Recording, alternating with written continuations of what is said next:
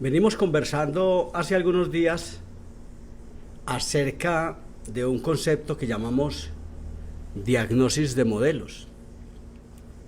Entendiéndose diagnosis de modelos como un análisis referencial comparativo de estos elementos que son la representación de unas arcadas dentales. Y como tal, en ese elemento diagnóstico de modelos hacemos algunas lecturas que nos van dando luz, que nos van dando claridad en el diagnóstico, en despertar algo, en darle el día a la gnosis.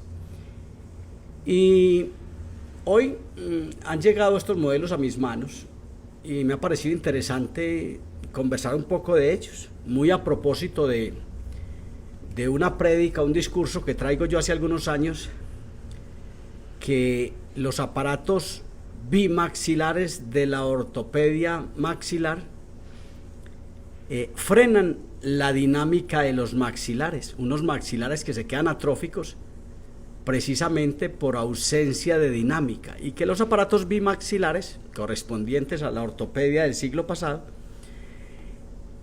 tendrán que evolucionar a aparatos monomaxilares, aparatos individuales. Tal es el caso de las chapas de rozamiento que hemos mostrado en muchas ocasiones, o las pistas de rodaje de planas, que son aparatos monomaxilares que buscan su misión a base de, primero que todo, conseguir el tamaño de las arcadas dentales. Y sea este el momento de contarle lo siguiente a propósito, para que vamos entrando en materia. Se escucha mucho en la academia, en la cotidianidad de la academia, decir: yo este paciente lo trataría con pistas de rodaje de planas. No. Las pistas de rodaje de planas son un par de aparatos que tienen un tornillo, son un par de placas activas transversales que no tienen ganchos de amarre, porque tienen la posibilidad de amarrarse una contra la otra mediante unos tacones de acrílico, llamados pistas de rodaje de planas, nacidos en Barcelona a mediados del siglo pasado. Y tal vez la evolución, tal vez el primer paso hacia una ortopedia maxilar que debe ser monomaxilar. Entonces no es que tratemos con pistas de rodaje de planas. Las pistas de rodaje de planas lo único que van a hacer es fomentar esa ausencia de dinámica, pero en general quien está tratando el problema son dos placas transversales, que si se las quiere atribuir a Schwarz, a Martin Schwarz en Austria, se las puede atribuir a Schwarz, es el desarrollador del tornillo. Pero las pistas como tal, lo único que están haciendo es fomentando la dinámica. Es decir, Planas partió su aparato en dos, y de hecho él lo dice de esa manera. Partió el Bionator en dos, un Bionator rígido, un Bionator bimaxilar. Ese es el primer brote de entender la ortopedia monomaxilar. Entonces no es que tratemos con pistas, tratamos con un par de placas que partió Planas y que tiene unas pistas de rodaje, unos tacones aquí en este sector, y que conforman una mesa entre dos ATMs y estas dos patas, o sea, una pata aquí y otra acá, con dos patas acá. Son unas pistas de rodaje, y es un elemento para fomentar la dinámica, porque Planas estaba consciente de que esos problemas estaban dados básicamente por falta de dinámica. De repente tuvo que inventar también el Equiplan, que es una platina incisiva de la que hemos hablado en muchas ocasiones, un Equiplan del que hemos hablado en muchas ocasiones, y que básicamente lo que buscaba era resolver los problemas de orden vertical, producir una excitación eléctrica de los incisivos inferiores y aumentar la dimensión vertical. Es decir, era otro modo de enfrentar el problema desde lo vertical. ¿Desde dónde enfrentar el problema? Entonces se abre la pregunta: ¿desde dónde es que debemos enfrentar el problema?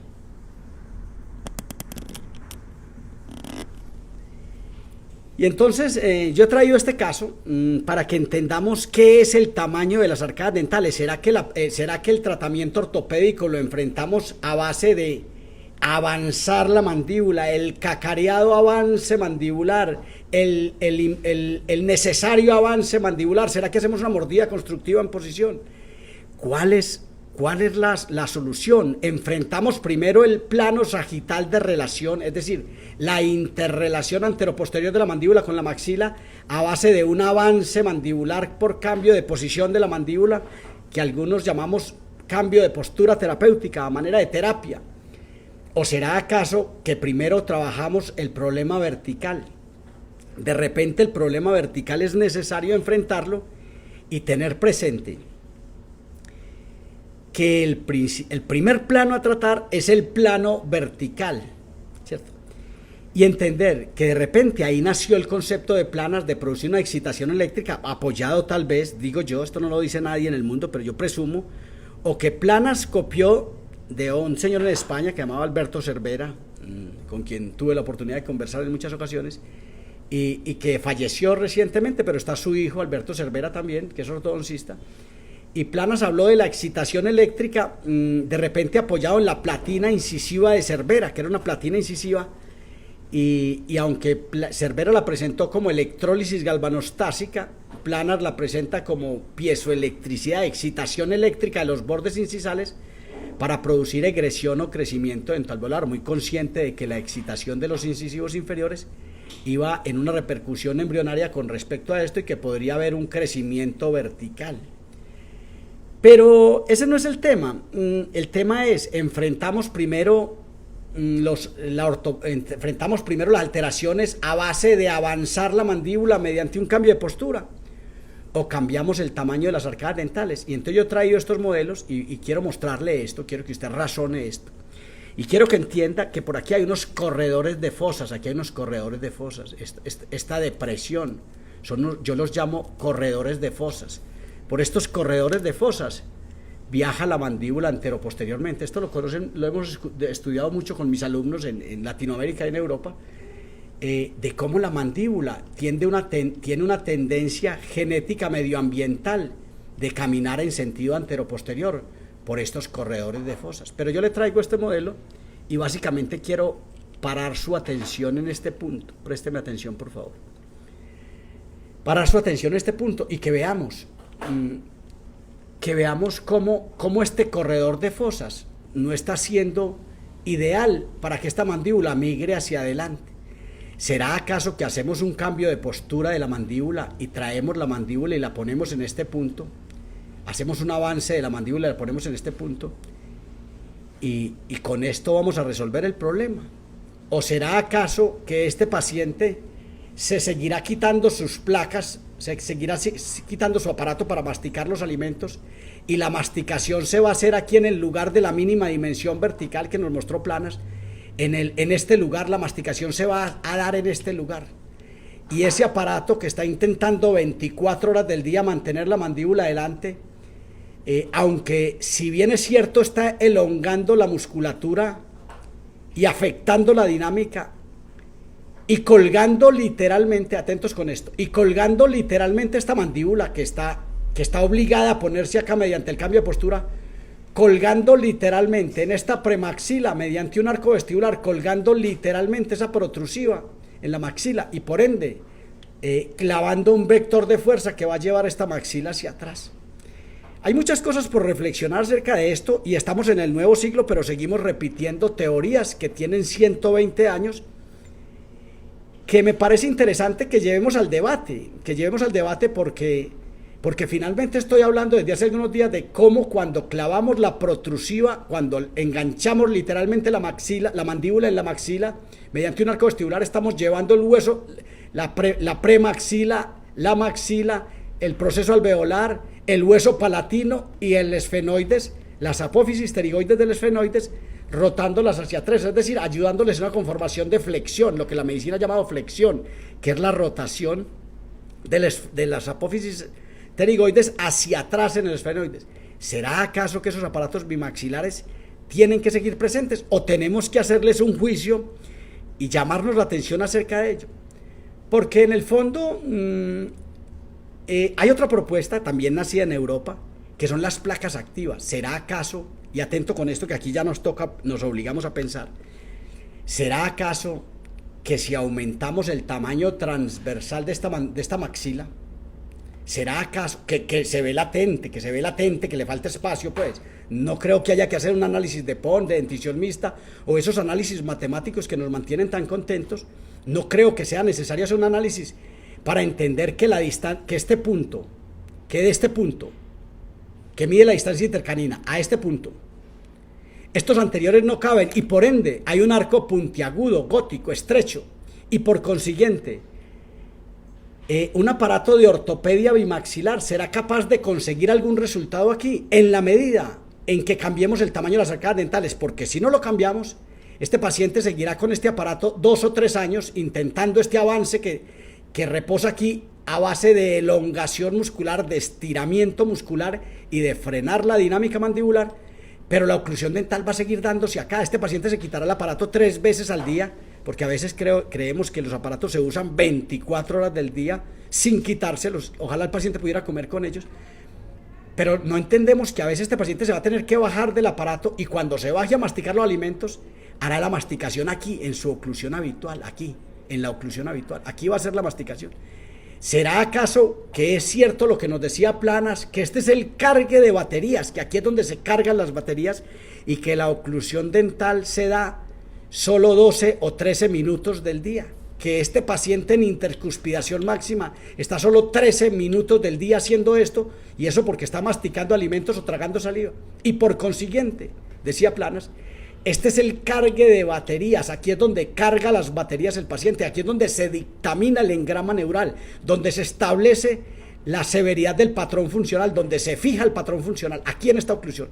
¿Será acaso que los aparatos bimaxilares, ahora yo sé que hay gente que le molesta que le toquen sus aparatos bimaxilares, porque en el fondo trabaja con aparatos bimaxilares hace muchos años, pero yo pienso que es hora que entendamos que el Bionator, que el aparato bimaxilar Bionator con el prestigio que tiene, no es más que un acto de inocencia de un profesional que crea que alargando la musculatura, elongando la musculatura y produciendo frenando la dinámica, que este aparato va a conseguir esto. Repito, la masticación de los alimentos, cuando este paciente se quita sus aparatos para masticar alimentos, estará dándose de esta manera, en este punto. Es decir, aquí se seguirá cargando el engrama neural de un aparato que usted tiene 2 o 3 años puesto con un avance mandibular.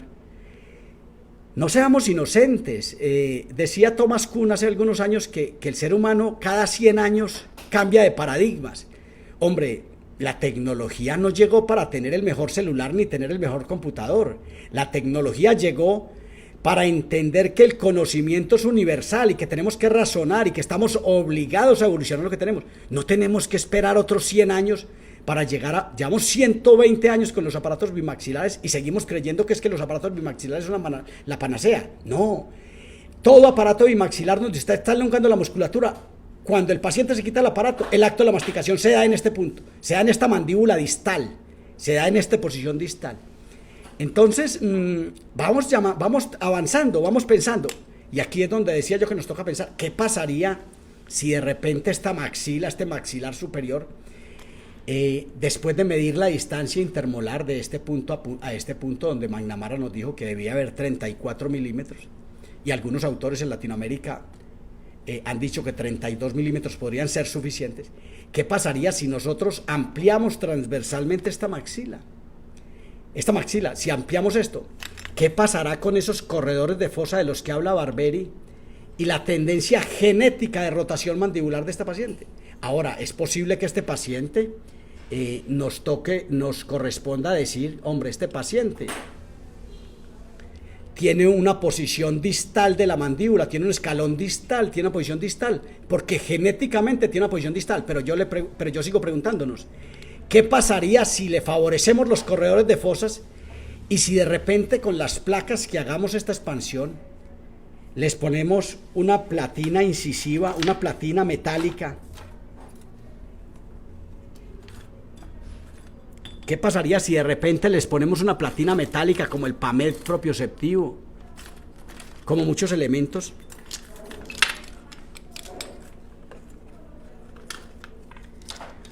O si de repente, además de eso, ponemos los muelles compactos triple brazo de los que venimos hablando hace algún rato, hace algunos días. ¿Y qué pasaría si en lugar de eso amarráramos la placa en el sector anterior? Esta placa no es de este modelo, me la acabo de encontrar acá, buscando un PAMED propioceptivo o unas chapas de rozamiento, que de repente para mis alumnos no las tendré que traer, pero si de pronto hay alguien nuevo en el grupo De repente tendremos que decirle que es el PAMED propioceptivo. PAMED es una sigla de plano anterior metálico, propioceptivo porque es un parador incisal kinestésico que va a cambiar la propiocepción, es un parador incisal en este punto, es un desprogramador de la oclusión dental. Pero ¿qué pasaría, sigamos adelante, si nosotros conseguimos este tamaño y al tiempo que vamos consiguiendo el tamaño vamos desprogramando la oclusión y dinamizando los maxilares mediante las chapas de rozamiento o el PAMED propioceptivo, cualquier elemento que nos ayude a que esta arcada, a que esta mandíbula que hace que machaca alimentos por apertura y cierre, que lo único que sabe hacer es esto, no sabe hacer la más mínima excursión lateral. Esta mandíbula lo único que sabe hacer es machacar alimentos por apertura y cierre, no sabe hacer más nada. No tiene la más mínima posibilidad de excursión porque está atrapada. Esto se llama un atrapamiento mandibular causante o dado por la insuficiencia mandibular. Esta mandíbula no tiene la suficiencia mandibular, como si fuera poco, desde hace 120 años. Creemos que la solución es ferularla aquí adelante. No, esa no es la solución. La solución es cambiar el tamaño de las arcadas dentales. En síntesis, vamos entrando en materia. Primero es el tamaño de las arcadas dentales para que se dé su interrelación. Y primero es resolver el problema vertical, porque mientras no resolvamos el problema vertical, esta mandíbula va a seguir atrapada y en el atrapamiento va a seguir cargando el engrama neural que tiene ahora en esta distorrelación. Es una mandíbula distal que se conservará como distal. Este plano oclusal de la dentición de leche se repetirá en la dentición permanente, no cambiará para nada.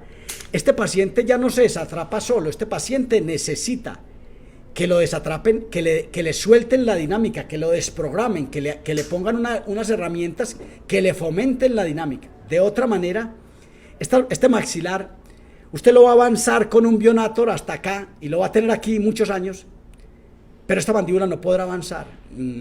Yo sé que esto es irreverente, que estamos hablando del Bionator de Wilhelm Walters o de G.P. Smoot, que es el Bionator americano, el Bionator californiano, pero en el fondo son aparatos rígidos. Son el Bionator americano, el Bionator de Smoot, es decir, el Bionator europeo, el alemán, son el mismo monobloc de Pierre Robin y el mismo exterior de Andresen, gústenos o no. Ahora yo estoy en condición de mostrárselo a cualquier cultura académica del mundo, demostrarle que son aparatos rígidos que ferulan las arcadas dentales y lo único que hacen es elongar la musculatura, y eso no va a resolver el problema. Necesitamos cambiar, primero necesitamos llegar a una teoría. Primero deberá ser el tamaño de las arcadas dentales, primero debemos cambiar el tamaño de las arcadas dentales para que estas entidades unívocas, como entidades unívocas, habiten en una mejor concomitancia mediante correspondencia biunívoca, correspondencia entre ellas como entidades unívocas. De otra manera, mientras nosotros tengamos este tamaño, no intente creer que porque usted avance esta mandíbula con un Bionator y le ponga un tornillo de expansión transversal va a tener resultados. Ahora, es posible que el resultado se lo esté dando el tornillo, esa dantesca herramienta para efectos de la miofunción, que le esté cambiando el tamaño, pero lo invito a reflexionar y quiero que veamos, este es un comienzo. Yo quiero, aquí vamos a construir un aparato, vamos a anclar un aparato, ojalá con dos perfectos ganchos de Adams en caninos más importantes que los Adams de los segundos molares deciduos o los 6. Vamos a anclar este aparato y ampliar esta arcada puntiaguda en el sector anterior. Vamos a poner una placa transversal desarrollada por Schwarz-Schwarz en 1930 en Austria, que no tiene arco vestibular, pero que nuestra ausencia de fundamentación biofísica, biomecánica, nos ha hecho creer que la placa de Schwarz que tenía un arco vestibular de Holley. El arco vestibular de Holley definitivamente es más que malo.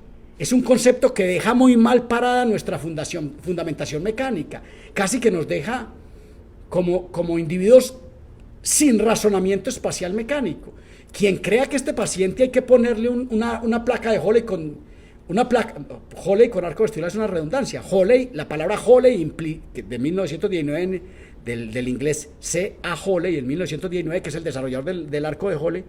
La palabra Holley deja implícito el arco vestibular. Este paciente no necesita un arco de Holley, necesita un par de muelles compactos triple brazos y un par de ganchos de Adams a nivel de los caninos. Necesita un elemento como este y es lo que vamos a construir, solo que en esta placa, lo invito para el próximo sábado, este sábado estaremos hablando de este aparato con un par de chapas de rozamiento, es decir, dos placas transversales, aunque esta mandíbula va muy bien en su tamaño, y esto lo debería haber dicho hace mucho rato.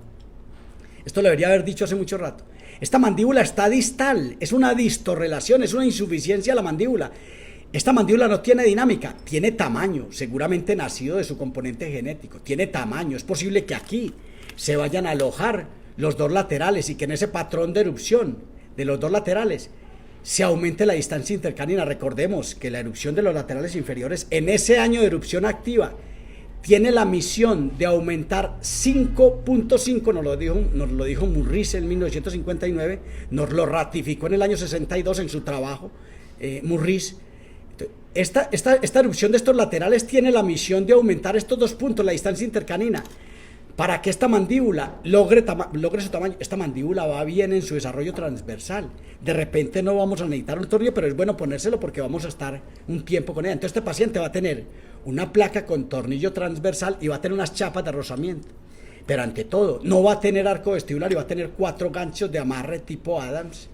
De amarre, quiere decir, es de sujeción vertical, de evitar su desalojo hacia oclusal. Y va a tener un par de muelles compactos triple brazo, que es bueno que usted los estudie, que están en mi Facebook y en mi YouTube, para que entendamos cómo es que se va a resolver el problema, primero de tamaño y luego de dinámica, cómo es que se va a dinamizar esta mandíbula, para resolver este problema de manera más simple que como lo puede resolver la ortopedia bimaxilar. Yo sé que esto es un momento crucial de la historia de la ortopedia en el mundo. Yo sé que mi teoría de que los aparatos bimaxilares enganchan, cuelgan la mandíbula en la maxila, la cuelgan y tumban la maxila y por ende hacen fomentan la flexión del esfenoides. Quienes no conocen el término flexión del esfenoides, es bueno que lo revisen.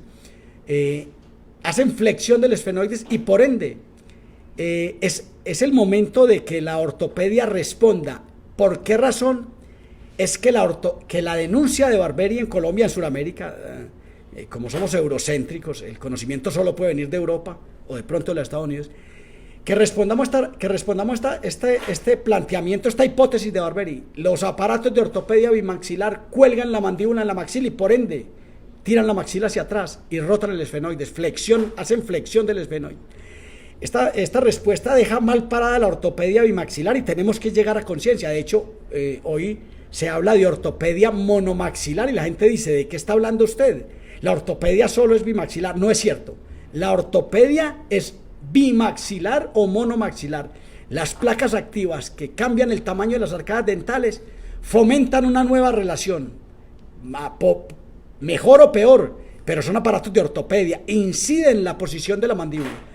Las placas activas de 1930, si es que hacemos como punto de inicio, como el mito fundacional, la aparición de la placa Schwarz de Martin Schwarz en Austria, que es de 1930, en compañía de Kantorowicz, Korhaus, Bosch, que es quien le ayuda al desarrollo del tornillo como tal en la mente de Martin Schwarz, Schwarz para algunos de ustedes.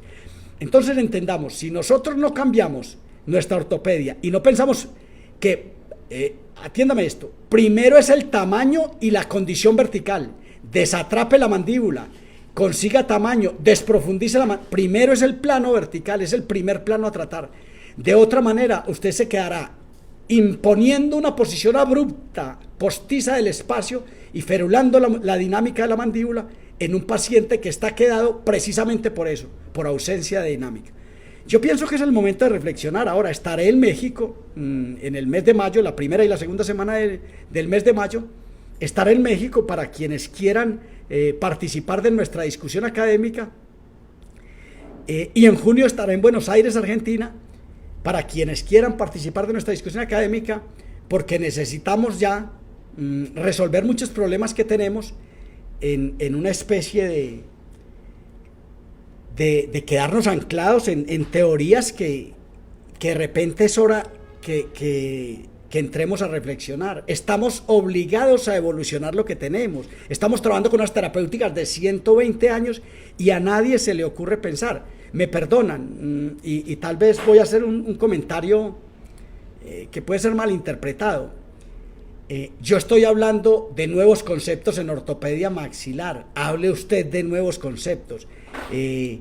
Pero no nos quedemos atrancando el conocimiento y creyendo que el Bionator, que el monobloc de Pierre Robin y el activador de Andresen son panaceas. No son panaceas. Son aparatos inventados por señores supremamente inocentes, mucho más inocentes que nosotros, pero que no tenían la información que nosotros tenemos, que no tenían los libros que nosotros tenemos, que no tenían la comunicación que nosotros tenemos. Entonces, entendamos esto y vámonos adelante en la búsqueda de nuevos conceptos, porque la ortopedia no ha logrado, ahora yo soy un apasionado de la ortopedia, lo tengo que aclarar porque mi discurso a veces parece contrario, pero es el momento de que la ortopedia ocupe el lugar que le corresponde. Si no hacemos ortopedia, la ortodoncia tendrá ese dantesco pecado encima que necesitará retención de por vida. No es ni la ortodoncia ni la ortopedia.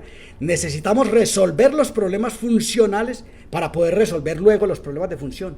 La ortopedia es necesaria en el niño para poder resolver sus problemas y en el adolescente, para luego resolver los problemas de forma y de estética, básicamente. Pero no podemos seguir creyendo que a base de resolver el problema de la alineación de los dientes vamos a resolver todos los problemas. Primero es el tamaño de las arcadas dentales, para que además de eso no conllevemos a exodoncias y a mutilar las arcadas y a tener arcadas, oclusiones estables más atrás. Por su atención, muchas gracias. Estoy en contacto para servirle. Cualquier duda que tenga frente a esta hipótesis mía, está usted bienvenido a que nos derrumbe esta teoría. Se trata de tesis, antítesis, síntesis, es decir, la dialéctica de Platón metida en la teoría de Hegel, tesis, antítesis, síntesis. Muchas gracias.